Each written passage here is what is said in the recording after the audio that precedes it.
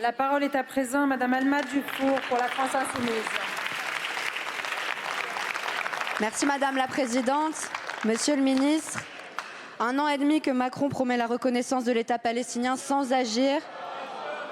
Mais il ne l'aura pas fallu un jour pour proposer de soutenir militairement Israël, car chasser le soutien inconditionnel, il revient au galop. Pourtant, quel que soit ce que l'on pense du régime de Khamenei, que l'on a toujours condamné, le droit international est clair. L'Iran est l'agressé et Israël l'agresseur. Comme le rappelle l'ancien ambassadeur de France en Israël et aux États-Unis, Monsieur Barrot, c'est la première fois que la diplomatie française confond guerre préventive et droit à se défendre. À ce stade, il est urgent que vous changiez de métier. Netanyahou a tué 408 personnes en Iran. Il est aussi responsable, et je le dis, de la mort de 13 citoyens israéliens. Je l'assume, c'est sa responsabilité. Ni Netanyahou, ni Khamenei, et l'appel du mouvement Femmes, Vie, Liberté.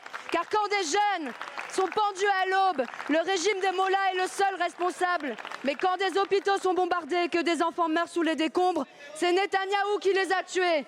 Depuis 4 jours, un balai de négationnistes se précipite sur les plateaux pour dire qu'il faudrait remercier le gouvernement israélien qui affame 2 millions de personnes enfermées, qui s'acharne sur les Gazaouis tellement fort que leurs restes tiennent dans des sacs plastiques. Plutôt mourir! Quel esprit malade peut encore croire que la démocratie se cache dans ce gouvernement? Il y a 20 ans, des propagandistes de votre genre squattaient déjà les plateaux télé et vociféraient qu'il fallait soutenir l'invasion de l'Irak par les États-Unis au nom des armes de destruction massive qui n'existaient pas plus alors que la bombe atomique iranienne n'existe aujourd'hui. Et ce sont les services américains qui le disent.